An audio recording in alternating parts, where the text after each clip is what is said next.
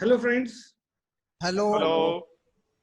welcome to Acad Help webinar TNT series. Namaskar. This TNT series is teaching and training. In fact, this program is mostly for the teachers and the trainers. First of all, let me introduce you again, Mr. Parshuram Shukla. Mr. Parshuram Shukla is a training associate Namaste, sir. in ZIT Bhubaneswar, having a teaching experience of 18 years and training experience of 8 years. Mr. A.K. Gupta, he is also training associate, having a teaching experience of 28 years and training experience of 5 years. And we have Mr. S.P. Singh, he is training associate from ZIT Chandigarh, having teaching experience of 20 plus years and training experience of 5 years. So these are our three guests, all are training associates and now trainers. And I hope we will be having a very nice discussion. And this will be helping our teachers and trainers to understand and also to conduct themselves accordingly. Today's topic is systematic approach to training. Now, perhaps we all are teachers or trainers, whatever term we will use for ourselves. Training is required for everybody. And above all, this training should not be random. It has to follow some rules. Now, in our daily life, we try to train others in this way or the other way. It is immaterial whether we are trained or not, but we try to train others. But when we talk of professional training, then certain procedures are to be adopted. Accordingly, the three panelists which we have today with us, they are all trained personnel. And me, Dr. Avijit Shaha, I am also a training associate in Zonal Institute of Education and Training. So we four are trained personnel. We have been trained in ISTM, which is an institute of DOPT. We all have been trained in direct trainer skills, design of training, and many others. So I'm happy to have with us the three panelists, experienced people, and we'll be talking on systematic approach to training. Now, when do a person learn, or it is becoming very necessary to learn? Of course, when there is a change. Now, would you just think over the recent requirement, recent change, what COVID-19 has given us? All of us are now trying to switch over to a new mode of teaching learning. Since schools and colleges are now closed, all of us are now switching over to a new mode of training, that is going for online training. For going to online training, it's not a cup of tea. All of us are going for training, undertaking training from someone, experienced person, or some of us are trying ourselves. Self-learning, self-trained, or training from others. So here we'll discuss what is the actual method of training and what is systematic approach to training. So to discuss this, I'd like to ask or the first guest, Mr. A.K. Gupta. Since we have teaching and training, means learning also, we'll start with understanding what learning means. Mr. Gupta, would you just please explain me what is the definition of what do you mean by learning? Then we'll come to training. Thank you, Dr. Avijit Shaha. You have raised a very pertinent question. Just now you have spoken many words like training, teaching, learning. Unless and until one is able to distinguish between these terms, the trainer will not be able to design proper training, and the teacher will not be able to impart proper teaching in the classroom. As far as learning is concerned, I would like to share with you all the definition of learning. Learning is to get knowledge or skill or ability to do something. How? By study, experience, or by being taught. This is the These are the definitions of learning given in Oxford English Dictionary. Commit to memory, become aware of information or something from observation, receive instruction, and become informed. Now, as far as Mr. we are Gupta, concerned, Mr. Gupta, we as a yes, Mr. Gupta, that means what I understand is that learning should mean being informed, whatever be the source be, whatever be the method be. When a person is informed, that means there is learning taking place. Am I right? all these come under the learning. Thank you. Please continue.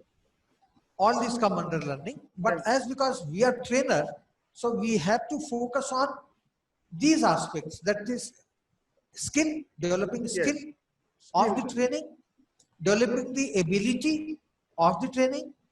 Similarly, if we as a teacher concern, we as a teacher, we think of what we have to do in classroom, then as a teacher, again, we have to develop the skill of the student, we have to develop the knowledge of the student, we have to develop the ability of the student for doing something, and that can be done by study. So these are the components how we get learning: by study, by experience, or being taught. That is done in formal education. So this is my view about learning, and this is the Oxford English Dictionary, how it defines learning. Okay, thank you, Mr. Gupta. You have explained well. That is ultimately most important part is that we be informed, whatever be the methodology, whatever be the source. So learning involves being informed. So okay, thank you very much. Now let's come to Mr. Shukla. Mr. Shukla, I'd like to know from you, how do you compare learning with training? Because here we are both teachers and also trainers. So would you please explain how do you compare them, learning and training? Namaskar. Namaskar, sir. Namaskar, sir. You have asked a very good question. That means the question is, what is the difference between learning and training? Or you can say, how can you compare the learning with training? Right. Learning is general. Learning is general. That means, suppose in a particular situation, like you want to catch a train, you want to catch a bus, and you have less time with you, and you are running. So in between, you may get injured, and it may happen that you may not be injured and you get the bus or you get the train. Right. So that is means in a situation you cope up in such a way that you achieve your goal by virtue of your skill and whatever knowledge or information you have. But whenever you come to the training, but in this case we have learned by chance? yes, learn by chance. Okay. You're learning by chance, but of course the previous experience is helping you there. But it may be possible that you may not be successful sometime, or you may be successful sometime. But when you compare with the training is specific. That means suppose you are not able to do a task. You are not able to do a task or any particular situation. You do not know how to proceed. So as a trainer, our duty is to give that particular skill or that particular information to the trainee, so that he or she will be able to perform that particular task. That is the training. That means learning is general, whereas training is specific. Specific. Thank you, sir. This is a very good point which you have said. One is general and another is specific term. Okay, now Mr. Singh, I have a question for you. I have a question for you. Now, just now we have understood what Shukla sir has said. Now, would you please sum up and give us a definition for training so that our viewers and the listeners, they can understand what actually training means? Could you repeat, plus? I wanted to know from you, how would you define training? Whatever Okay. Shukla sir has just explained, you just summarize this and give a proper definition for training. Right, sir. Right. Thanks for giving me the opportunity. As Prasun sir, Shukla sir, and you have already focused on the points, that is learning and why learning and how the learning is required. I'll go particularly on the word training. Right. Learning is a general concept. Training is specific, as Shukla sir has already told. Training is a structured, what I feel is training is a structured approach that leads to either oneself or for others. That leads to development of some set of skills, some set of knowledge, some capabilities, so that a particular task could be completed in a more efficient way, in a better way. That is what I feel Right. training is. The whole focus of training is on the task. Learning can be on the learning is a general concept. It may be used on the spot, it may be for other things, may not be used at all. It just keeps in the subconscious It mind. may or may not have any Training application is also. always and always to a structure for a particular task. That is what training is. It's always structured. Okay. Thank you. So now we have understood. It leads. So Sorry, now, I just wanted to add one more point. yes, please do. It is always focused. Training is always focused on enhancing the capabilities. Right. Skill That's what the development is training an is. important part of the training. That means I think you wanted to say that It's skill a training. development. Okay. So Yeah, in fact, skill skill development, knowledge, attitude, these three are the most important aspects in training also in training. Okay, thank you for the nice explanation. Now, may I go Thank to you. ask Mr. Shukla? Mr. Yes, Shukla, sir. I'd like to know from you, why training? What is the reason? When do you have require for training? Because we are in training institutes, we understand very well why we should go for conduct training process. Yes. Thank you, sir. I have to say one thing here about the previous panelist, Sri S.P. Singh sir, what structured training. From there, I would derive that why we need, that means the regions for training. So Right. when you say the training should be focused one, training should be focused one. So when we say that, the organization's cost and organization's resources available should be utilized properly, so that the training will be imparted in a better way. That is the structure one. Then when we come to the regions for training, that means as the change is taking place as due to this COVID-19 situation, we have to undergo from the classroom training to the online training. So regions for training specifically is required for the rapid development of the organization, for increasing the output, and for utilizing the resources available in the organization, and how best we can utilize the technological efficiency available with the trainers at the JITs or the training institutes. So the regions is as far as this side is concerned. When we come to the trainees part, so trainee, their level of output we need to increase. So when their level of output we need to increase, we have to give that particular skill and information so that they will be able to produce what they are meant for. Therefore, I mean to say better utilization of available resources and to increase the output of the organization in general and increase the output of the trainees in particular, we need the training. That is the reasons for training. Okay, Subhaji, thank you very much. Now we have understood the reasons for training. Let's now move on to what actually this systematic approach to training means. So with this basic background, we have understood learning, training, why training.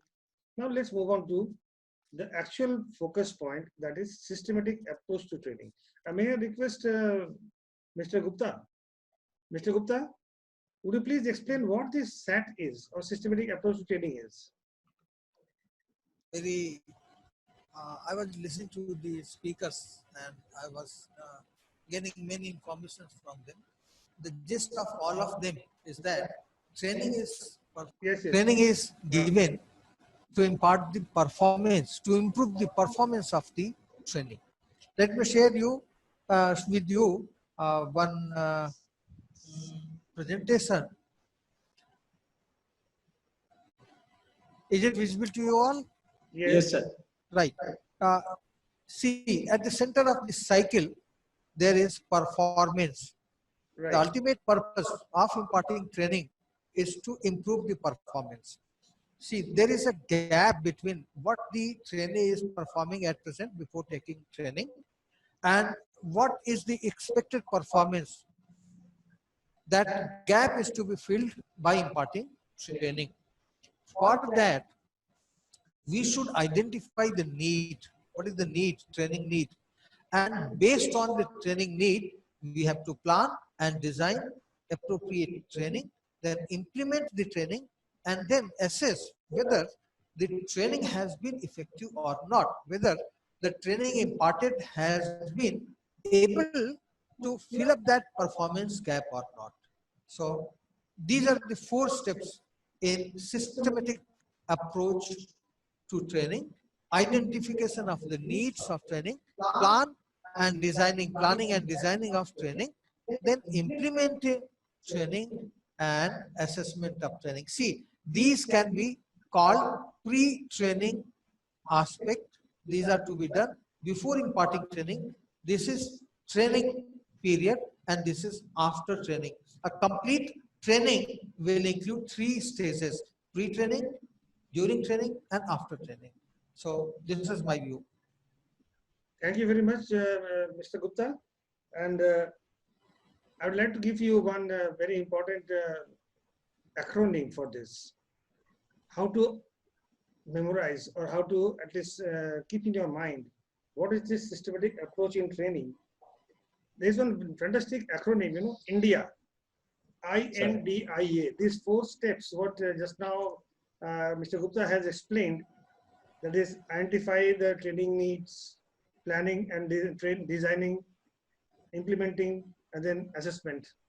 So this has a very good, fantastic acronym, INDIA, India, in which I means identified, N means need, D means the design, means planning and designing, I means implement, and A means assessment. So if we remember this India, the acronym, then we get the picture of SAT. So we were discussing this INDIA acronym. I think Yes. this is a fantastic one. Now, after this, I'd like to go to Mr. Singh. Mr. Singh. Yes, sir. Yeah. Just now we have understood the 4 stages. Would you like to discuss on the training needs? I'm giving you this question because very soon you are going to conduct one in-service course, as I have known, right? Next month you are having an in-service course for the postgraduate teachers of biology. So that's why I'm asking you to give some light on training needs. See, there are 2 aspects of it. One is why we require a training at present. Okay. In that case, if I say why we require a training, so we have to see 3 parameters. whether it is at the organizational level, the that's if we talk about the KVS, it is at the KVS level, or within the KVS there is a specific task, there is a specific section which needs to be improved. For example, it's an in-service course has been planned out. Okay, and then the third part, the organizational level is there, then there is a job level, and then finally it is the small task that needs to be executed. Why we require it? Whether we have to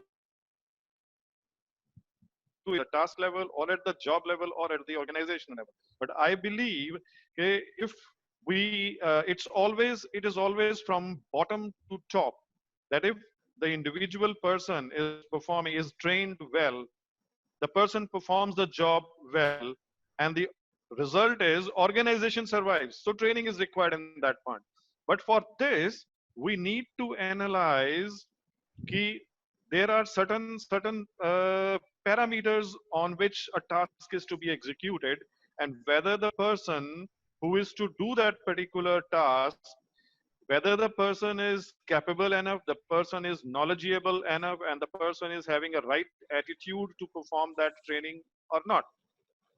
Whatever is the gap, whatever is the performance level, and what is the desired level, as sir has already mentioned here, that is a small thing that needs to be focused, which forms the base, which forms the need.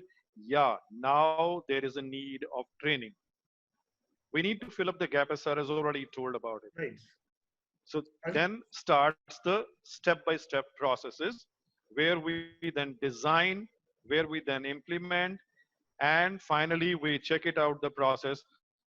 But training, the need of training, maybe at a global organizational level, but the need must be executed from the bottom, that is the individual unit, Individual the level. person, the human person, the person there who has to execute that task.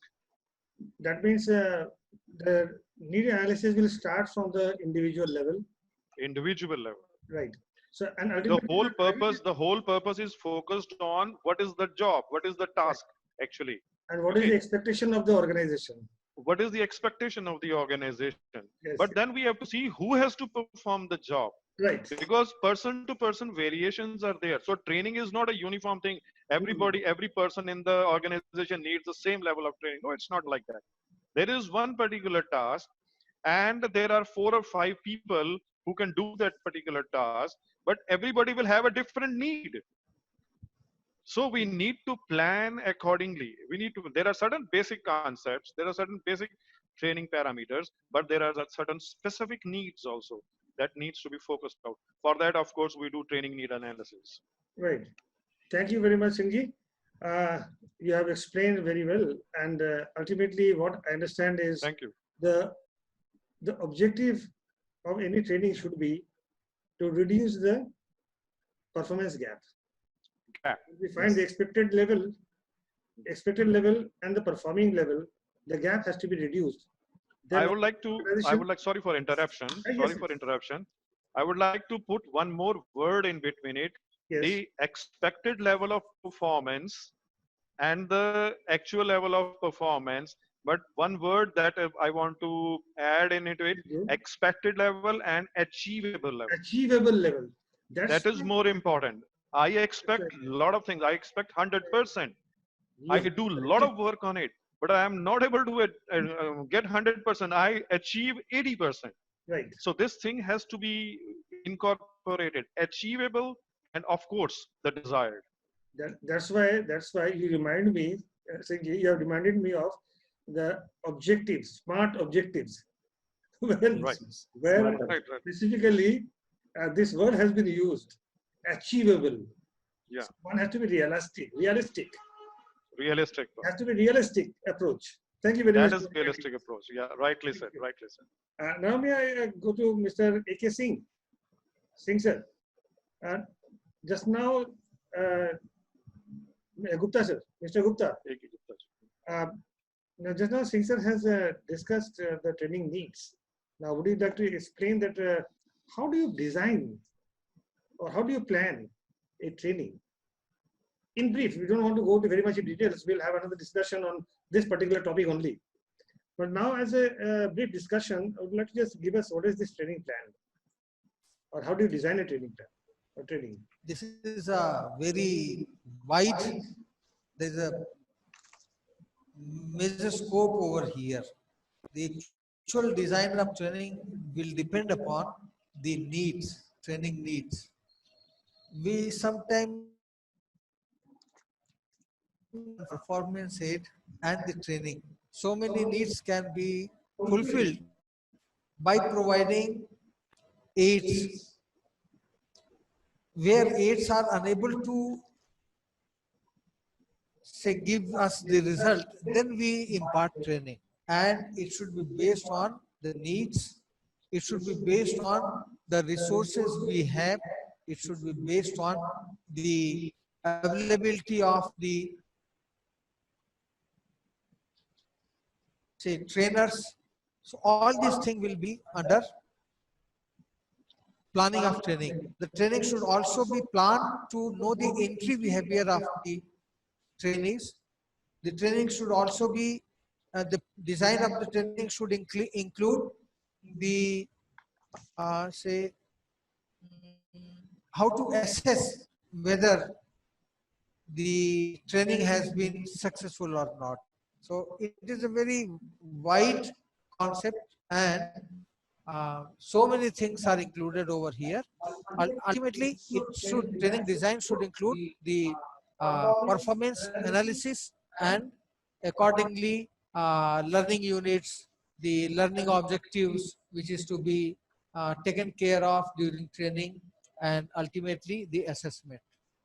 Okay, Guptaji, thank you very much. Mr. Shukla, I'll Yes, let sir. come to you. Please, would you Sir. explain what this implementing the training is? Or how do you Yes. implement training? Just with a few words, can you please explain this? Mr. Shukla, can you hear me? Yes, yes, sir. Please. Yes. This is a very important aspect of the SAT, systematic approach to training. That is implementing training, implementation of the training. Once the training has been designed, the most important aspect is implementation of the training. That means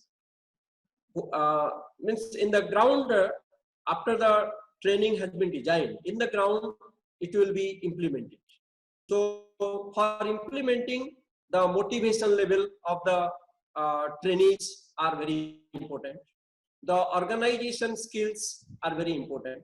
The focused approach, the ultimate objective is to whatever has been designed, whether that will be transformed to the trainees, or how it will be transformed to the trainees means it will be passed on to the trainees. That is the important, that is, I mean to say, that is not transformed, rather it is passed on to the trainees.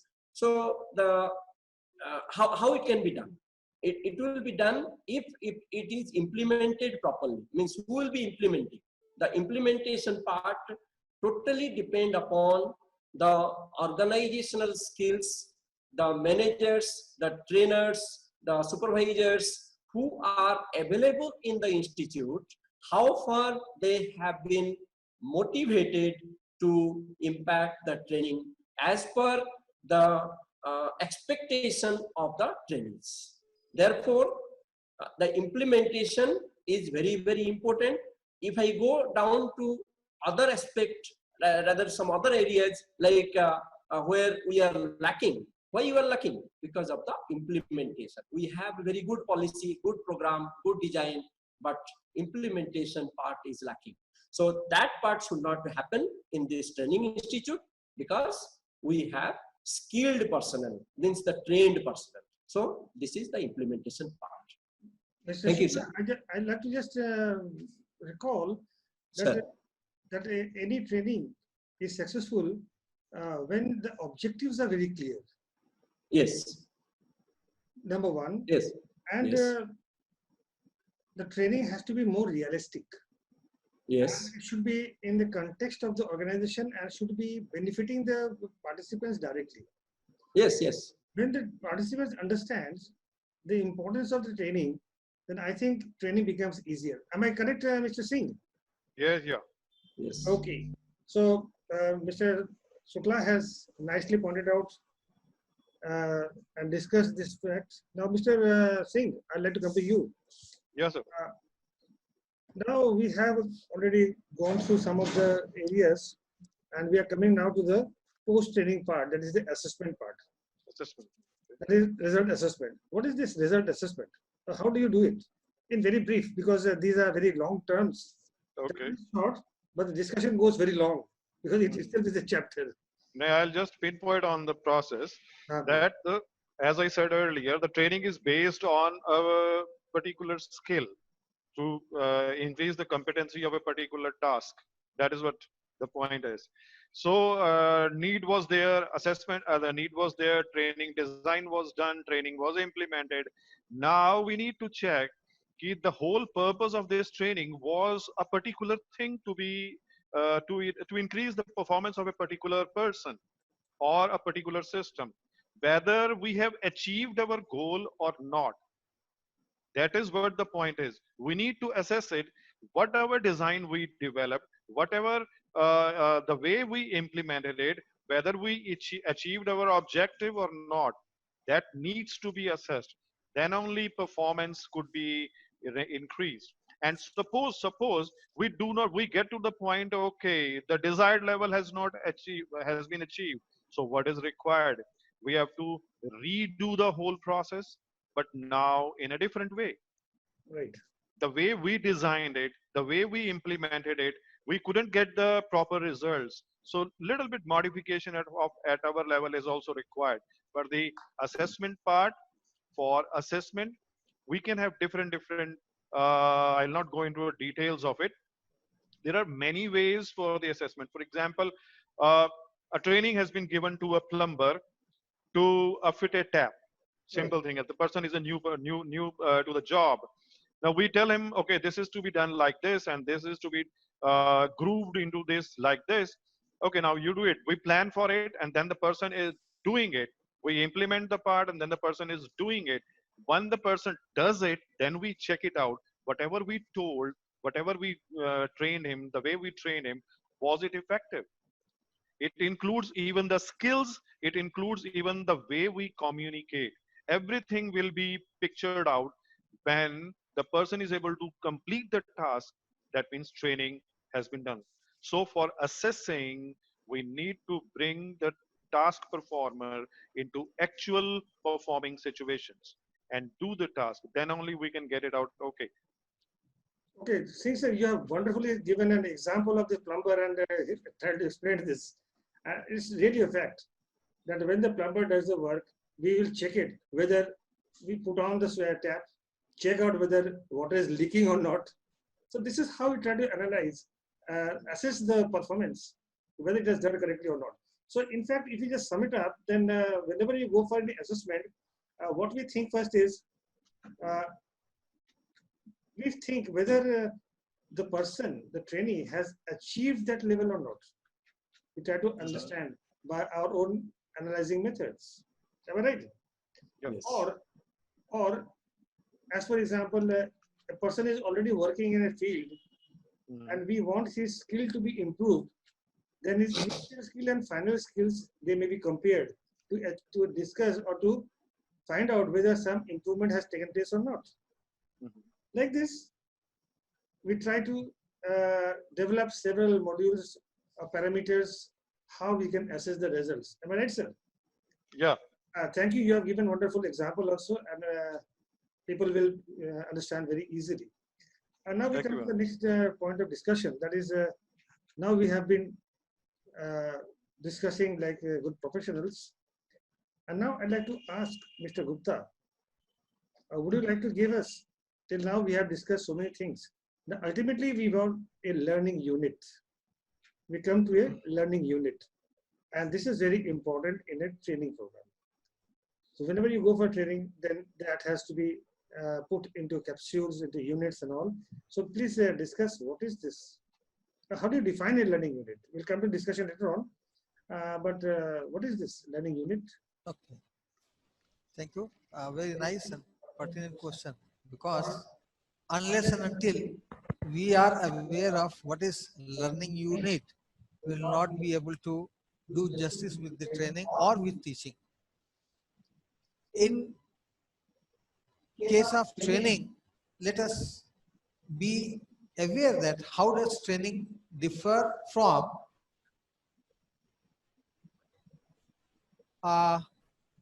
course, training and a learning unit.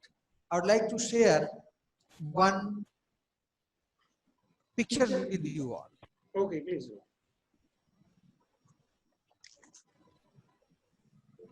Is it visible? Yes, sir. Yes, yes. Yes, it is visible. This picture differentiates or help us to understand what is the difference between learning unit, a course and a program. Sure. See, the complete thing is program. Complete thing is program.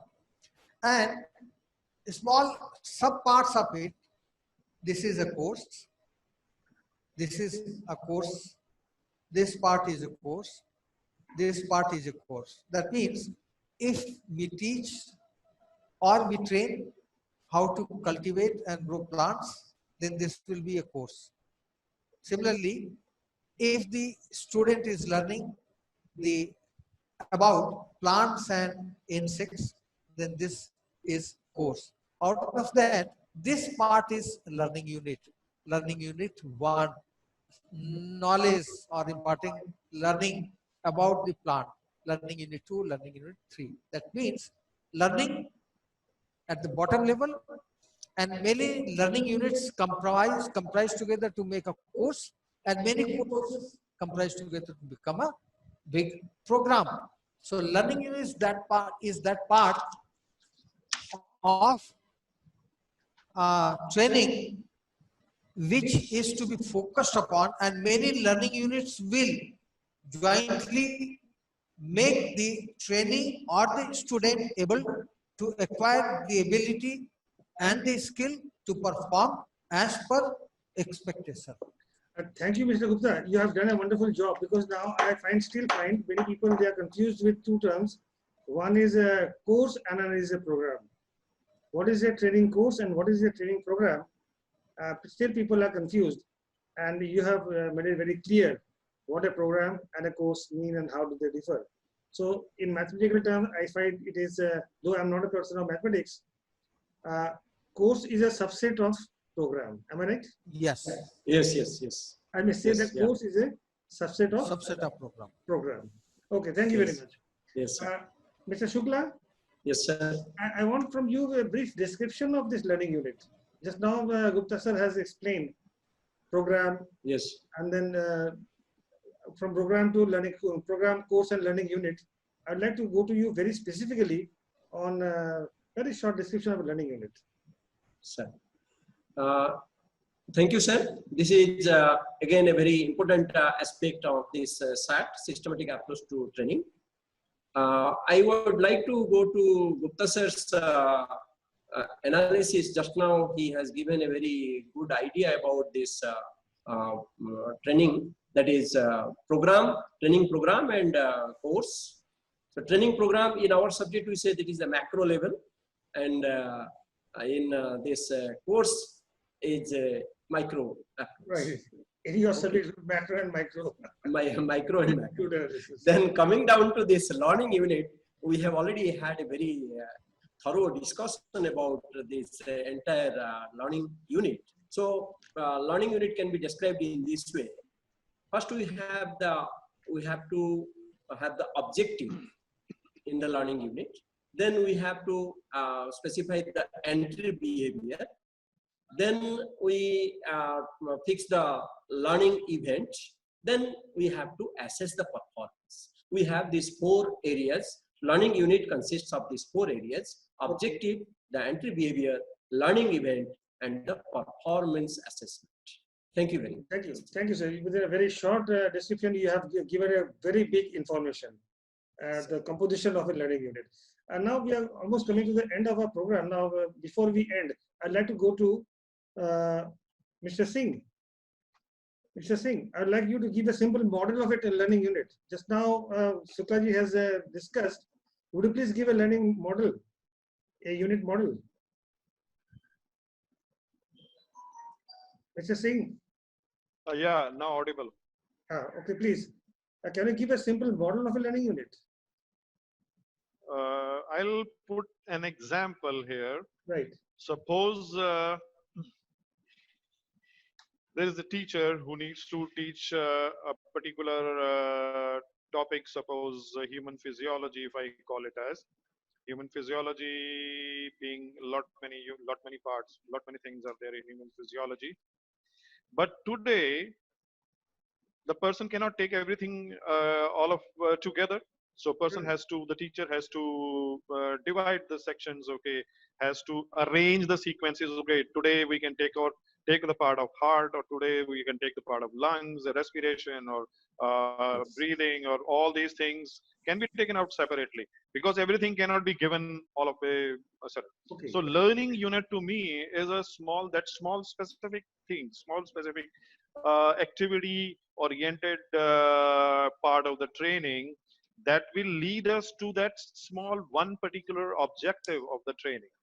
It will enhance that specific, it will address to that specific need, and will be based on the objective of the training. Okay. Yes. So there is suppose a teacher takes one topic today, and that addresses only that section, has been given to that particular students, maybe a heart system. So learning unit involves just one part of the course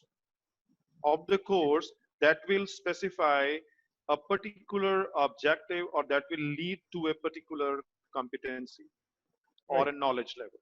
That's it. Thank you very much. Thank you, Singh sir. So now we are almost coming to the end of this program, where we have discussed at length the systematic approach to training. Now, before I leave, let me again remind you that training is required for everybody, and especially training is required when there is a change. Every change invites new environment, Right. and also we require to improve ourselves by developing new skills to adapt to that change. Not only the change, but there are many more reasons why training is required. Introduction of a new technology, for example, in an organization. When the Xerox machine was introduced, or when the computers were introduced, people had to learn how to operate this. And now, during this shutdown or lockdown due to COVID, people are now learning how to use the virtual platform for teaching and learning. So people are learning, they are undergoing training because the environment has changed. And every change environment gives us a scope to learn, to develop new skills. So now again, before I would like to add one thing, sir. yes, please. Every training and every learning, very rightly said, and we expect to further refine our environment by training. Right, obviously. When person is Right. trained, skill develops, performance level improves, Sir, and everything. sir, one point I want to add. Please, please, please. I want to. Please, please. Sir, during this changed scenario, whatever we had learned, we have to modify it and refine it. And some of the things we have to unlearn, and some of the things we have to relearn. Very correctly said, because when we have with us some traditional knowledge, Sir, to learn a new thing, we first have to unlearn. unlearn. And actually, when we meet people like you, we have a lot more to discuss. Thank And you, sir. it's just a very short time when we can discuss certain things. Yes, yes. Anyway, we still have time. We will discuss in our other programs. We'll again Yes, sir. come together and discuss many more things. But for right now, today, I must thank all of you, Mr. Shukla, Mr. Gupta, Thank and you. Mr. Singh. Thank you, sir. You have given your precious time for this discussion. Thank you very much. And Thank we you. hope to meet again. Thank you. Thank you very Thank you, much. sir. Thank you. Thank you.